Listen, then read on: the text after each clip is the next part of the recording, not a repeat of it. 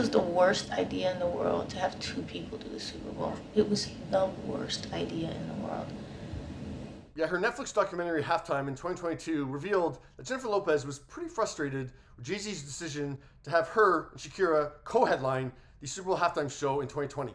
There was some strife about, like, we're going to share it. Like, I deserve my own, which so you did do, she. and so did she. We're trying to squeeze this down to the bare minimum. It's hard because it's such a big stage, Rick. It's such a big stage, and it's such an important show, and all of us have dreamed of doing it, and it's been a nightmare since we started. Well, in the end, the nightmare turned out to be like a movie scene in the sweetest dream. Huh?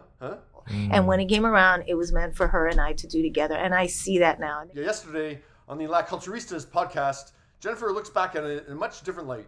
At the end of the day, it really was meant to be in the way that it happened, in such a beautiful way.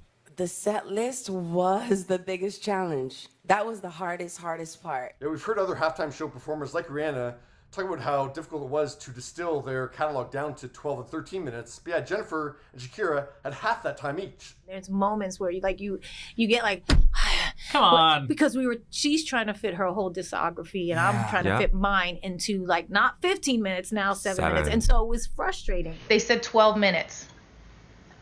I got kind of a good confirmation that we could have an extra minute or two.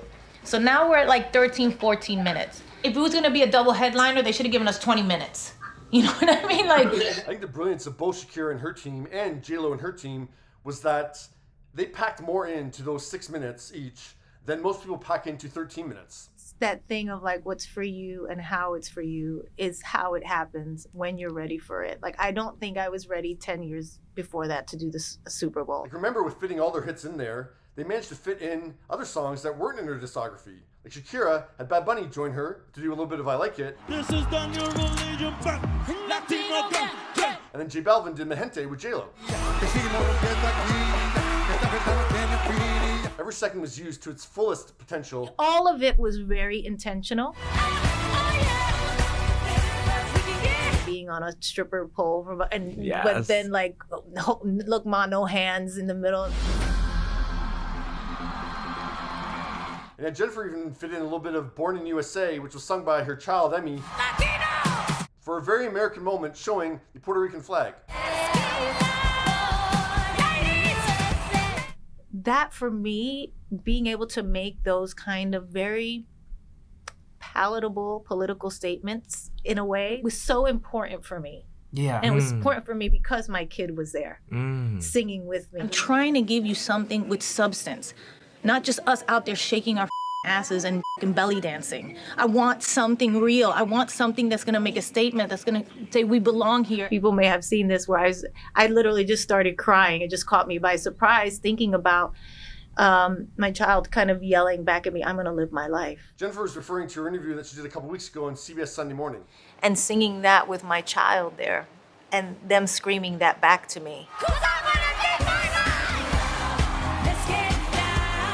Because I'm going to live my life. That was one of the best moments of my life. Yeah. I'm sorry. How come? Oh, I didn't know it was going to catch me like that. It was one of the best moments of my life. Just to see them there, and being so joyful and happy and being exactly who they were. It was beautiful. All of my worlds collided in that moment. Yeah. You know what I mean? From growing up and being, a little Puerto Rican girl in the Bronx, to, my work as an artist, and my singing, and my dancing,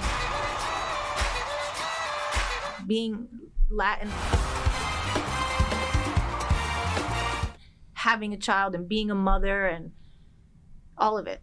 Of course, I figured that J-Lo would be pleased with the end result. But yeah, I'm happy to hear that there's no, lingering resentment about the fact that she had to share the stage with someone else. When we've seen performers since her, like Rihanna and The Weeknd, have that show totally to themselves. That like, boom, hit, turn. I know. And yeah, in terms of the quality of that Super Bowl halftime show, it's one of the few from the last 20 years that I've actually watched several times on YouTube.